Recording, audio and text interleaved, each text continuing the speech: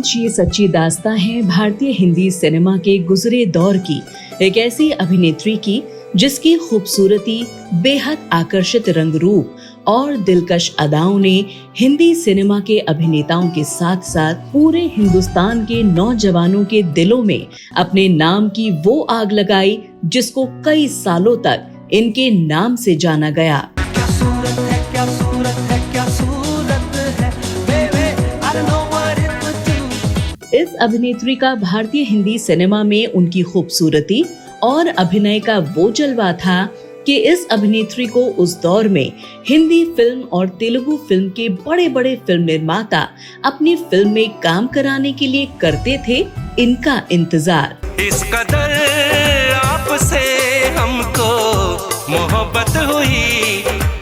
दोस्तों, इस अभिनेत्री ने अपने हिंदी सिनेमा के पूरे सफर में एक ऐसी बेहद डरावनी super duper hit Hindi film में काम किया था जिसकी वजह से इस खूबसूरत और बेहद आकर्षित हुस्न की मल्लिका इस अभिनेत्री को किया जाता है याद। शुक्रिया, इस इज्जत अफजाई का बहुत बहुत शुक्रिया। दोस्तों, लेकिन क्या आप जानते हैं कि अपनी पहली फिल्म से कामयाबी के नए रिकॉर्ड बनाने और पुराने रिकॉर्ड तोड़ने वाली इस अभिनेत्री की जिंदगी में ऐसा क्या हुआ था कि ये अभिनेत्री अपनी पहली फिल्म के बाद ही हमेशा हमेशा के लिए हो गई दुनिया के किसी अंधेरे में गायब। बहुत दर्द, बहुत कशिश है तुम्हारी इन आँखों में। और क्या आप जानते हैं कि इस अभिनेत्री की जिंदगी में वो कौन सी गलती थी जिसकी वजह से ये अभिनेत्री हो गई बर्बाद। मैं पेंसिल से लिखी हुई इबारत नहीं हूँ जिसे जब चाहा लिखा और मिटा दिया। क्यों इस अभिनेत्री को अपनी जिंदगी में उनके कौन से कर्मों की और किस जन्म की मिली ऐसी सजा कि आज 23 साल गुजर जाने के बाद भी इस अभिनेत्री को उनके चाहने वाले ढूंढ रहे हैं दिन रात। दोस्तों, इस अभिनेत्री की हंसती खेलती जिंदगी को किसकी बुरी नजर लगी कि इस अभिनेत्री के पति ने दे दी इनको ऐसी सजा कि ये अभिनेत्री उस सजा के दर्द से नहीं उठ पाई जिंदगी भर।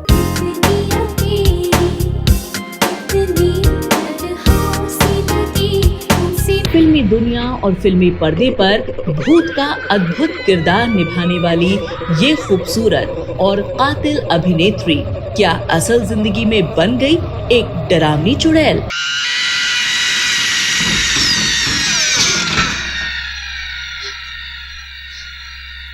दोस्तों, क्या है इस अभिनेत्री के भूत बनने की सच्ची कहानी? क्यों लोग इस अभिनेत्री की तलाश में भटक रहे हैं इधर से उधर? क्यों लोग इस अभिनेत्री की जिंदगी की उस कड़वी सच्चाई को जानना चाहते हैं जिसे इस अभिनेत्री ने दफन कर दिया जिंदगी के उस अंधेरे में जिससे ये अभिनेत्री कभी आना ही नहीं चाहती है बाहर? बताएंगे और भी बहुत कुछ इस खूबसूरत भूत और चुड़ैल अभिनेत्री के बारे में जिसे जानकर आप सभी हो जाएंगे हैरान। तो पूरा सच जानने के लिए आप बने रहिए हमारे साथ वीडियो के अंत तक। मेरे इतने करीब मत आओ, मैं तुम्हें बर्बाद कर दूंगी। नमस्कार, आदाब, आभार आप सभी दोस्तों का। आज हम अपने शो में बात करने जा रहे हैं एक ऐसी खूबसूरत और हसीन अभिनेत्री की जिसने हिंदी सिनेमा में अपना पहला कदम रखकर अपनी पहली हिंदी फिल्म से वो कामयाबी हासिल की कि ये खूबसूरत अदाकारा रातों रात पूरे हिंदुस्तान में इस कदर मशहूर और लोकप्रिय हुई कि इस अभिनेत्री ने अपने नाम की वो जगह बनाई जिसे आज कई साल गुजर जाने के बाद कोई और दूसरी अभिनेत्री नहीं हटा पाई। अपनी खूबसूरती और शानदार अभिनय की वजह से ये एक्ट्रेस जानी गई हिंदी सिनेमा और अपने चाहने वालों के बीच मालिनी शर्मा के नाम से।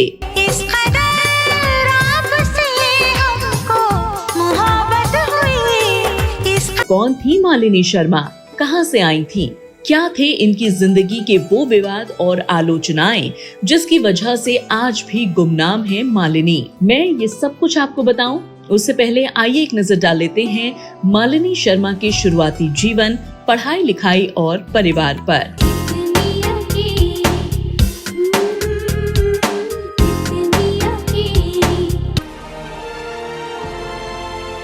नमस्कार, आप सभी का स्वागत है बॉलीवुड नॉवेल के इस एपिसोड में। इस कदर आपसे हमको मोहब्बत हुई टूट। मालिनी शर्मा का जन्म 5 जनवरी साल 1974 को दिल्ली शहर में हुआ। मालिनी शर्मा के परिवार से जुड़ी कोई भी जानकारी फिलहाल हमारे पास नहीं है, क्योंकि मालिनी के परिवार की कोई भी जानकारी कहीं भी नहीं दी गई है। मालिनी का बचपन दिल्ली शहर में बीता, यहीं से इनकी पढ़ाई लिखाई पूरी हुई। मालिनी दिखने में बेहद आकर्षित थीं, इसलिए मालिनी के दोस्त और चाहने वाले उनको मॉडलिंग करने के लिए कहा करते। लिहाजा सभी की बात मानते हुए मालिनी ने अपने कॉलेज के समय से ही कुछ छोटे मोटे मॉडलिंग शो में मॉडलिंग करना शुरू कर दिया। धीरे धीरे मालिनी को मॉडलिंग में नेम और फेम मिलने लगा, जिसकी वजह से मालिनी को अब मुंबई शहर से कुछ मॉडलिंग के ऑफर्स मिलने लगे और मॉडलिंग के दौरान ही इनकी मुलाकात होती है उस समय के अभिनेता और मॉडल प्रियांशु चटर्जी से। कोई फरियाद तेरे दिल में दबे। प्रियांशु चटर्जी भी दिल्ली के रहने वाले थे और प्रियांशु भारतीय हिंदी सिनेमा के साथ साथ मॉडलिंग के क्षेत्र में एक बड़ा नाम थे। प्रियांशु और मालिनी की ये मुलाकात धीरे धीरे एक रिश्ते की तरफ बढ़ने लगी।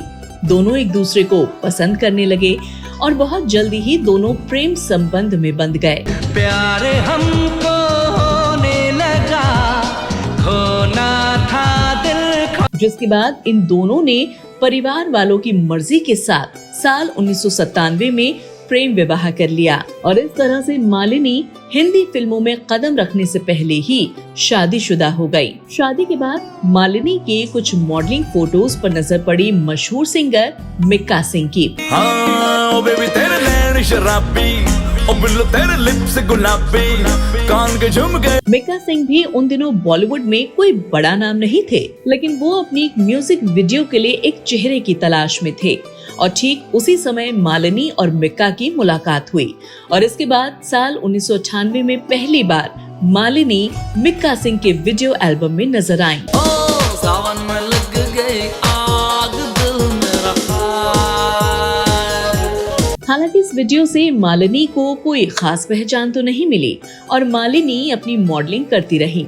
इसके बाद साल 1999 में मालिनी एक बार फिर से एक म्यूजिक वीडियो में नजर आई और ये गाना उस दौर में काफी लोकप्रिय हुआ और इस गाने से पहली बार मालिनी शर्मा को लोग पसंद करने लगे। क्या सूरत है, क्या सूरत है, क्या सूरत है, baby, I don't know। इसके बाद मालिनी के पास ऐसे ही कुछ म्यूजिक वीडियोस के ऑफर्स आए, जिनको स्वीकार करके मालिनी उनमें काम करते हुए नजर आई। मालिनी के पास इस तरह के म्यूजिक वीडियोस के बहुत सारे ऑफर थे, लेकिन अभी तक उनके पास हिंदी सिनेमा की किसी भी फिल्म का कोई ऑफर नहीं आया, जिसकी वजह से मालिनी कहीं न कहीं अपने आप को कुछ अधूरा और अकेला सा महसूस करती। मालिनी अपनी मेहनत के साथ उम्मीद की किरण को सहारा बनाते हुए आगे बढ़ती रहीं और ऐसे में ही मालिनी के लिए पहली बार खुले छोटे पर्दे यानी टीवी शोज के दरवाजे और मालिनी अब नजर आने वाली थी साल 2000 के सहारा 1 के ऊपर प्रदर्शित होने वाले शो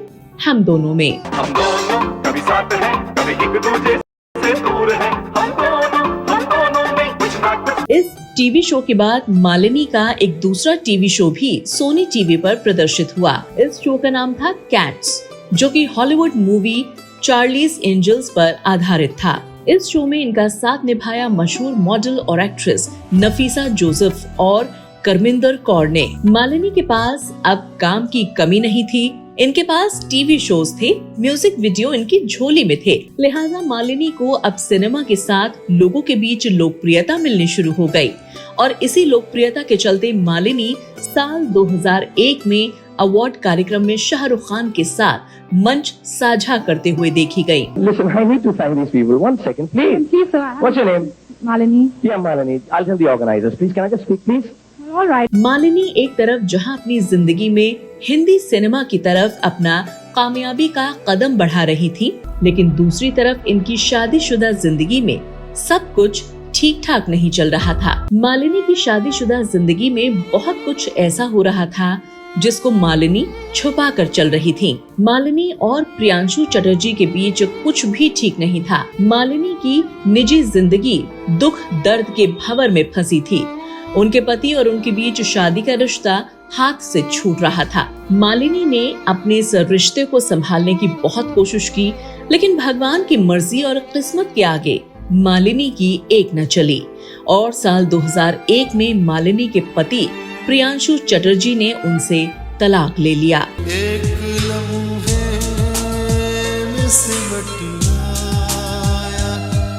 मालिनी ने अपने इस तलाक पर दुनिया के सामने एक चुप्पी साध ली थी। वो किसी से भी कुछ नहीं कहना चाहती थी, लेकिन वहीं उनके पति प्रियांशु ने एक इंटरव्यू में कहा कि उनका ये रिश्ता और शादी समझदारी से परे था, इसलिए हम दोनों ही इस रिश्ते को ठीक से समझ नहीं पाए और न ही निभा पाए। Aditya, I am sorry Aditya, मुझे छोड़ के मत जाओ आदित्य, प्लीज आदित्य। हालांकि मालिनी उस समय काफी दुख तकलीफ से गुजर रही थी अपने तलाक की वजह से। अब मालिनी के सामने जिंदगी की चुनौती थी, एक तरफ अपने फिल्मी करियर को सही दिशा की तरफ ले जाना, तो एक तरफ अपने आप को संभालना था। मालिनी छोटे पर्दे पर जैसे तैसे काम कर रही थी, तो ऐसे में मालिनी के अभिनय पर नजर पड़ी हिंदी सिनेमा के मशहूर फिल्म निर्माता महेश भट्ट की, जो उन दिनों अपनी एक बेहद डरावनी फिल्म के निर्देशन की तैयारी में थे। इस फिल्म में हीरो के तौर पर चर्चित मॉडल और अभिनेता डीनू मौर्य और फिल्म की हीरोइन के तौर पर बिपाशा बसु को चुन लिया गया था। लेकिन इस फिल्म में सेकंड लीड रोल के लिए महेश भट्ट को एक नए चेहरे की तलाश थी और महेश भट्ट की तलाश खत्म हुई मालिनी के चेहरे और नाम पर आकर। महेश भट्ट और मालिनी के बीच बातचीत हुई और मालिनी का स्क्रीन टेस्ट हुआ। मालिनी को पहली बार महेश भट्ट की सबसे हॉरर फिल्म में एक बेहद खूबसूरत डरावनी चुड़ैल और भूत का अभिनय करने का मौका मिला और ये फिल्म थी साल 2002 की हॉरर फिल्म राज।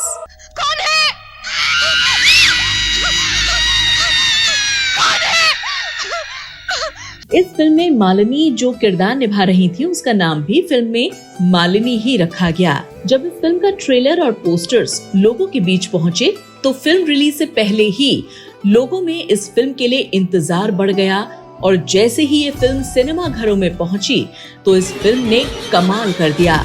फिल्म को लोगों ने इतना पसंद किया कि ये film super duper hit film बन गई और फिल्म की कामयाबी ऐसी कि ये फिल्म उस साल की तीसरी सबसे ज्यादा कमाई करने वाली फिल्म बन गई।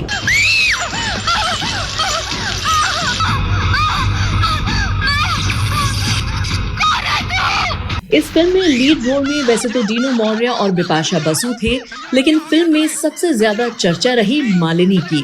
मालिनी ने इस फिल्म में अपनी बोल्डनेस, नशीली आंखें और बेहद कशिश भरी आवाज से पूरी फिल्म का आकर्षण अपने ऊपर ही बनाए रखा।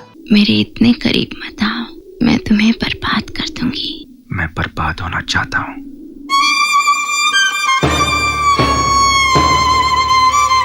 हालांकि इस फिल्म में मालिनी का रोल छोटा ही था, लेकिन इस छोटे किरदार ने मालिनी को एक ही रात में हिंदुस्तान के घर घर में मशहूर कर दिया। मालिनी पर फिल्माए गए गानों ने सबके दिल में एक अलग जगह बना ली। आप जो इस तरह से तड़पाएंगे। मालिनी ने इस फिल्म में एक बेहद डरावनी चुड़ैल और भूत का किरदार इतनी खूबसूरती के साथ निभाया कि जिसने भी इस फिल्म को देखा, उसको अपने आसपास वही डर महसूस हुआ जैसा कि फिल्म के हीरो हीरोइन और बाकी लोगों को हुआ था। मालिनी की कशिश भरी आवाज हो या डर के साथ निकाली गई चीख हो, सबने मालिनी को इस फिल्म के लिए बहुत सराहा था।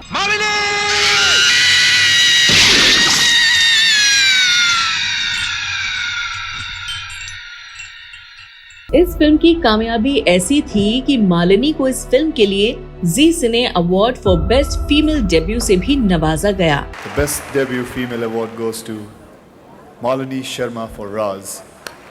इस फिल्म में निभाए किरदार की वजह से मालिनी की किस्मत एक ही रात में जाग गई और ये रातों रात कामयाबी के आसमान पर पहुंच गई। इनके प्रति लोगों की ऐसी दीवानगी कि मालिनी जहां भी जाती इनके चाहने वाले वहां खुद ब खुद पहुंच जाते और इनकी एक झलक के लिए बेताब रहते। मालिनी का नाम चारों तरफ गूंज रहा था, लिहाजा इनकी इसी लोकप्रियता को और ज्यादा भुनाने या फिर यूं कहें कि फायदा उठाने के लिए भट्ट निर्देशन ने इनको एक बार फिर से अपनी दूसरी फिल्म गुनाह के लिए एक बार फिर से डीनो मौर्या के साथ लीड रोल में साइन कर लिया।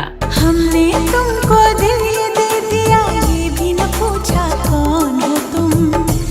फिल्म के लिए सारी तैयारियां हो गई, लोकेशन से लेकर कॉस्ट्यूम के साथ सब कुछ फाइनल हो गया और लोग भी मालिनी को जल्दी ही दूसरी फिल्म में काम करते देखने का बेसब्री से इंतजार कर रहे थे। लेकिन शायद जिंदगी में अब वो होने वाला था जो शायद ही कभी किसी ने सपने में सोचा होगा।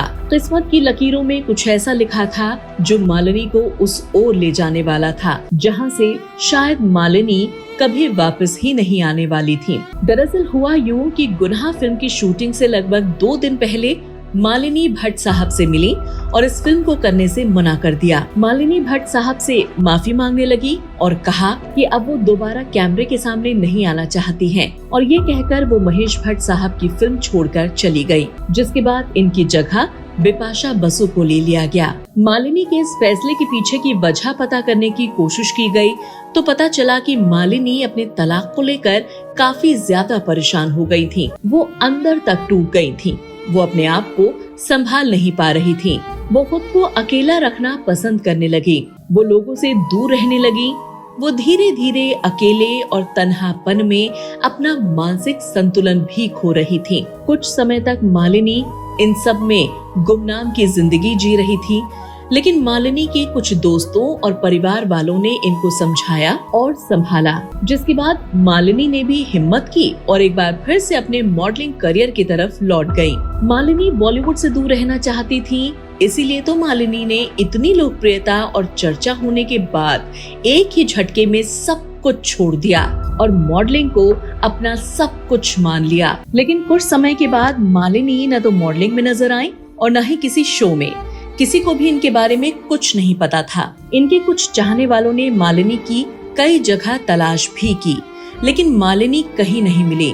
कुछ लोग ये मानने लगे कि मालिनी ने दोबारा एक बड़े बिजनेसमैन से शादी करके वो हमेशा हमेशा के लिए हिंदुस्तान को छोड़कर चली गई हैं। लेकिन इस बात की भी कोई पुख्ता पुष्टि नहीं हो पाई। तो वहीं कुछ लोगों का ये भी मानना था कि मालिनी को भारतीय हिंदी सिनेमा का बर्ताव पसंद नहीं आया। तो वहीं कुछ लोगों का ये मानना था कि मालिनी शर्मा अब जिंदा ही नहीं है और उनकी मौत भी रहस्यमय तरीके से हुई है। मालिनी भी असल जिंदगी में भूत बन गई हैं। लेकिन इन सब बातों के बीच इस तरह की बातें तब तक होती रहेंगी जब तक कि खुद मालिनी शर्मा सबके सामने नहीं आ जाती। आज मालिनी शर्मा कहाँ हैं, कैसी हैं, किन हालातों में हैं और जिंदा भी हैं या नहीं, ये सभी सवाल तब तक यूं ही होते रहेंगे जब तक कि मालिनी खुद सामने नहीं आ जाती। मालिनी शर्मा ने बॉलीवुड में राज फिल्म के बाद फिल्म थोड़ा प्यार थोड़ा मैजिक और जस्ट मैरिड जैसी फिल्म में पर्दे के पीछे से बतौर आर्ट डायरेक्टर के रूप में काम किया था।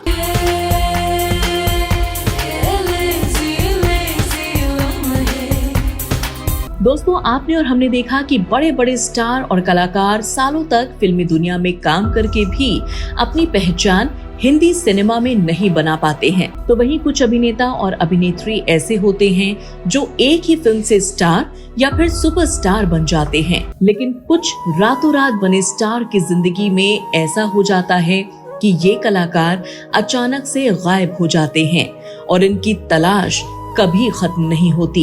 ये न जाने कौन से अंधकार में डूब जाते हैं जहाँ से ये कभी वापस नहीं आते और इनको प्यार करने वाले, चाहने वाले लोग इनका सिर्फ और सिर्फ इंतजार करते रह जाते हैं। उस दुनिया से इस दुनिया तक तुझको ढूंढे। और ये इंतजार जिंदगी में कभी खत्म नहीं होता। और ये सब भी हुआ मालिनी शर्मा के साथ। मालिनी को लेकर किसी भी सोशल मीडिया प्लेटफॉर्म पर कोई भी जानकारी नहीं है और न ही इनको किसी ने कहीं भी देखा है। मालिनी को लेकर सभी चिंता जताते हैं, लेकिन मालिनी है कि नहीं, ये बात अभी तक क्लियर नहीं हो पाई है। दोस्तों, आज मालिनी भले ही किसी गुमनाम दुनिया में चली गई हो, लेकिन आज भी मालिनी की राज फिल्म को और उनके द्वारा निभाए किरदार की इस फिल्म के संगीत को लोग सोशल मीडिया और यूट्यूब पर खूब सुनते और देखते हैं। दोस्तों, आपको क्या लगता है कि रातों रात स्टार बनी मालिनी शर्मा के साथ आखिर क्या हुआ होगा, जिसकी वजह से मालिनी हिंदी सिनेमा से हमेशा के लिए गुमनाम हो गई? क्या मालिनी शर्मा को उनकी शादी टूटने और तलाक का दुख खा गया? क्या मालिनी अब हिंदुस्तान में है या फिर कहीं और? अगर आपके पास मालिनी शर्मा से जुड़ी कोई भी जानकारी हो तो आप हमारे साथ और बॉलीवुड नॉवेल के दर्शकों के साथ जरूर साझा करें, ताकि लोग मालिनी शर्मा को वापस एक बार जरूर देख पाएं। आज मालिनी कहाँ है, कैसी है, इसकी कोई जानकारी नहीं है, लेकिन हम और बॉलीवुड नॉवेल की पूरी टीम मालिनी शर्मा की सही सलामती की दुआ करती है और वो जहाँ भी हो सुरक्षित हो।